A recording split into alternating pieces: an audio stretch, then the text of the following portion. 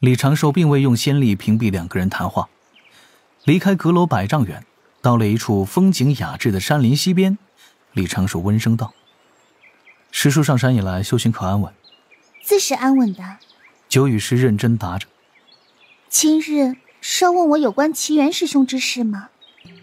李长寿微微一愣，随之哑然失笑。显然没几个人会是九师叔喝点小酒之后的那种呆萌啊。师叔何时知道的？刚修行那几年，经常会做一些梦，那时我已大抵知晓前因。后来灵儿旁敲侧击对我提起此事时，才未感太惊讶。但我是羽师，并非江羽，抱歉。何必致歉呢？我们最开始待你，也是将你看作羽师，而非江羽。前世便是前世，没什么好回避的。这虽非因果，但却是扔不掉的牵连。你也不必有什么担心的，你前世只是晚江羽，临江散人江莲儿的大弟子，小琼峰一脉妖石的先苗。我师父也只不过是你师弟罢了。九羽师的目中划过了少许感动，低声道：“多谢。”啊，我还怕你碍于大家情面，不好意思说出心底的话语呢。既然如此，我就去给师父言说此事。其实，九羽师有些欲言又止。师叔但说无妨。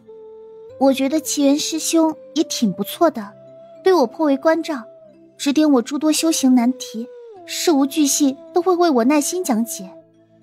我也曾想说服自己，让我再产生对奇缘师兄的那份眷恋，但这般努力了20多年，最后却觉得……怎么？他若是我血缘兄长，该多好！待师收获，个个卡一张。李长寿低头看脸腰上悬挂的那一块侧杆石，发现其上闪烁着紫色的光亮，显然用仙石探查此地的并非1、2人。本地山神此刻应该都知道了吧？半个时辰后，湖边草屋内，奇缘老道端着酒杯，不断往自己嘴边送着，仰头就是一阵端端端端端端。桌子上摆着几样小菜，动都没动。片刻之前，这还是一位面带微笑，言说自己没什么事儿的山神大人呐。些许凄婉的音乐自侧旁传来，灵娥双眼泛红，拉着一把二胡，奏出一曲婉转低吟的旋律。赶来安慰奇缘老道的九九，此刻也是心疼地看着那些本应该是给自己储备口粮的上等仙酿。九九几次欲言又止，想劝某个但求一醉的拙仙换点普通的酒就行了嘛。李长寿坐在一旁，此刻也是面露无奈，啥事儿都能算计，除了这男女之情，真是没得办法噻。以前也不是没考虑这结果。咱们不管怎么样，尊重羽师的选择吧。这必须尊重羽师的选择。奇缘老道脸色涨红，定声说着：“长寿，你不准去干涉此事。不对，老道我也没那个意思，没那个意思。”师父，弟子知你心里苦闷。李长寿拿起一坛酒，仰头猛灌了一口，反正知道人也喝不醉。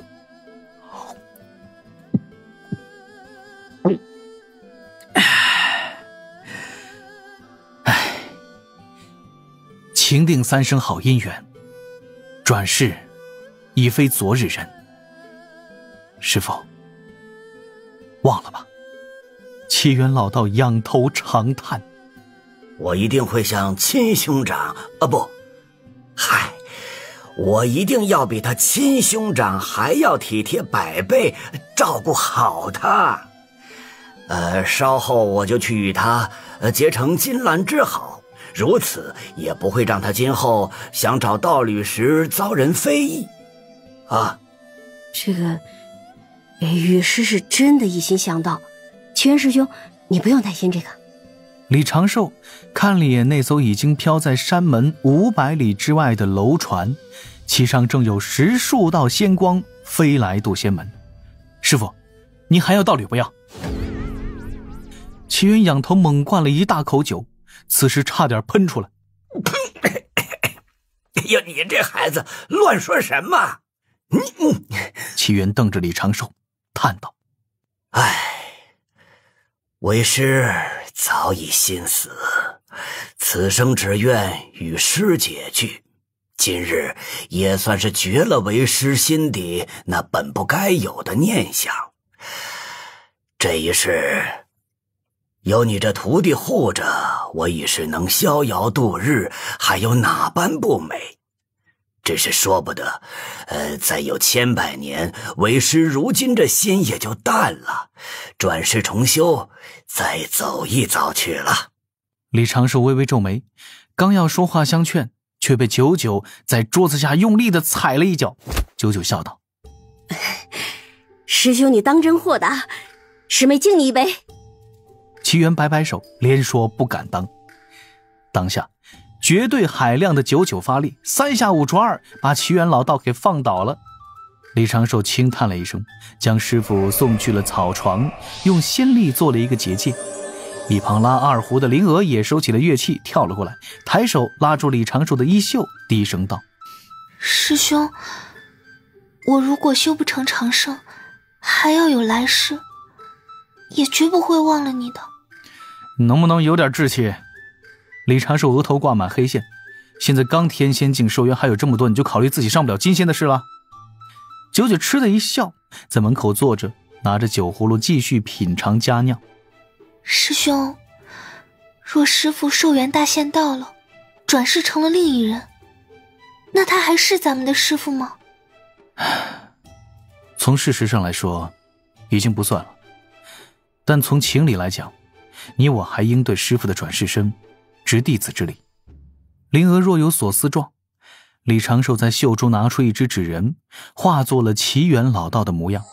正此时，九湖师伯正自渡仙殿飞向小琼峰，李长寿当先一步，顶着师父的容貌踏步迎了出去。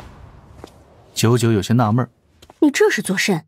李长寿淡定的一笑，哈，帮师父应付一点烦心事。九九眨眨眼，与灵娥几乎是异口同声：带我一起。李长寿满脸黑线，这真是道门弟子传统技艺，老八卦之术。九湖驾云来小琼峰，简单的说了一下状况。此次青丘一族来了一位修为高深的姥姥，说是要来人教仙宗拜访。此前天庭水神大人于渡仙门中埋伏那些业障大妖时，曾亲声称赞他们青丘一族，为此青丘一族前来还礼，顺带着有一位青丘一族的狐女想要见一见山中某位卓仙。李长寿扮作的齐元老道带着左右护法、亲师妹与大师叔，跟在矮道人九巫身后，朝着渡仙殿匆匆而去。进得大殿，李长寿就感受到了一双炽热的眼眸。与上次有些不同的是，李长寿这一次稍微的改了一点态度。拒绝肯定是要拒绝的，但这拒绝2字还是让师父自己说出来比较稳妥。很难保证不会又成赵公明与金光圣母的翻版，毕竟女追男隔层纱，男追女才是隔层山嘛。李长寿硬着头皮，顶着大殿内众长老10多名妖族高手那满是狐疑的目光，迈步到了殿中，对着掌门做了一个道揖：小琼峰峰主齐元，见过掌门，众位长老。九九与灵娥各自见礼，季无忧今天倒是不咳嗽了。齐元呐，你故友前来探访，这才喊你过来。随后掌门安排齐元先去后面坐着，稍后谈完正事，再让他们自行叙旧。是。李长寿答应一声，无视了某个已经快要坐不住的美丽女子，去了最角落的矮桌，安心入座。那狐女终究是不愿多等片刻，径直站起身来，目有迟迟意，心似火儿烧，顾不得此处是何处，此间何人，径直走去了李长寿半坐的老道身侧。道长。然而一左一右突然就杀出了2道身影，抢走了李长寿左右的矮桌。看左侧，门内炙手可热的金仙苗蓝灵娥，她面容秀美，怎么能用秀美2字来形容呢？这未免太过浅薄了。迈入天仙境的灵娥早已经今非昔比，此前未来得及绽放的魅力，此刻已是展露出了大半。她眉若清黛，她眼波清灵，精致的五官与玲珑有致的身段，好像是增减丝毫都错过了这般得天独厚的灵美。看右侧，自是门内声名不浅的九仙人九九。他只是有些百无聊赖地坐在那儿，昂首挺胸，就让狐女望而却步，不敢向前。这就是威慑力。然而李长寿扭头看脸灵娥，此时他扮的是师傅呀。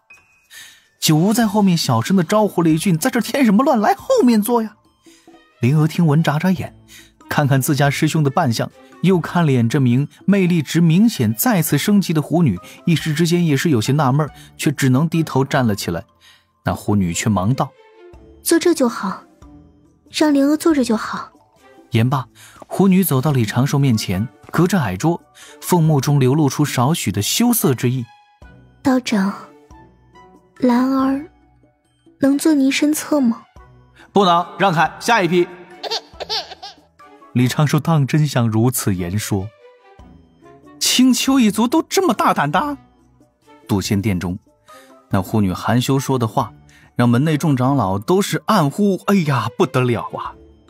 反观青丘族的10多位高手，此时却都是面露微笑，似乎是引以为傲。哎呀，大概这就是种族的天赋吧。灵娥带着淡淡的微笑站起身，对狐女欠身行礼，轻声道：这位前辈，请坐晚辈这儿吧。家师一心修行，不太擅长应对这般阵仗，还请前辈多在一些家师的清白名声。言说中，灵娥板起小脸，淡定地坐去了后排的矮座。她的修为已经是天仙修为，更是渡仙门表面历史上修为速度进境最快之人。此时莫说是这般不算激进的言语，便是直接骂青丘一族，渡仙门也定会为他撑腰。灵娥此举倒也并非是单纯的意气用事，有几层考虑在内。最重要的一层是借此直接表达小琼峰师徒几人对狐女的态度，让渡仙门高层有一个谱，莫要给他们峰主胡乱安排姻缘。李长寿心底轻笑几声，那狐女轻轻抿着嘴唇，对灵娥道了一声谢，低头坐在了灵娥原本的位置上。随后这狐女又朝着李长寿凑了凑，侧身注视着身旁这位老道，目光依依，此情依依。灵娥嘴角撇了几下，心底一阵嘀咕：云霄仙子，快来看啊，有人对我师兄有大胆的想法。道长，狐女柔声呼唤着，身体几乎倾倒在矮桌上，纤手撑着自己的脸颊，注视着李长寿的指导人。李长寿按照自己师父平日里的性子，做出应有的反应。他先是露出几分勉强且不好意思的笑意，随后便目视前方，专心听渡仙门与青丘一族来人寒暄。今日这事一半也是李长寿引起来的。李长寿上次在渡仙门骂妖，直接用了青丘一族举例，还将青丘族说成了追求爱与平等的一族，以此来支持自己的观点。这件事在洪荒中传的是沸沸扬扬，被视为骂妖的经典路数。可是没想到这青丘一族当真了呀！青丘族还真以为有人教背景的天庭水神对他们青丘一族十分的赞赏。这次他们前来渡仙门送礼，主要还是想跟天庭水神建立联系，顺便搭上人教这条坚固且宽敞的大船。为此，青丘一族想了一个一箭双雕的绝妙点子。无忧掌门，那气息最为浑厚的老妪笑道：我青丘与你渡仙门结个亲家，怎么样啊？正在喝茶的季无忧没忍住又咳了一阵。妖族都这般大胆直白吗？若是灵娥说那几句话之前，或许季无忧掌门还真就会点头答应下来。可是现在，季无忧笑道：哈，倒有说笑了。我渡仙门乃是世外修行之所在，哪儿来结亲家一说呀？且人教道成奉行清净无为四字，决然不能强迫门内修炼气势，做有违本心之事。哎呦，这如何能说是强迫，如何有违本心？一位颇显富态的妖族老翁笑道：你看我们青丘的小兰，早已是许了心思，定了心志啊。忘情上人略微皱眉，看着那边的情形淡然道：可我渡仙门门人并未对你青丘族人动什么心思。哎呦，那不就是相处10天半个月的事吗？话不能这么说。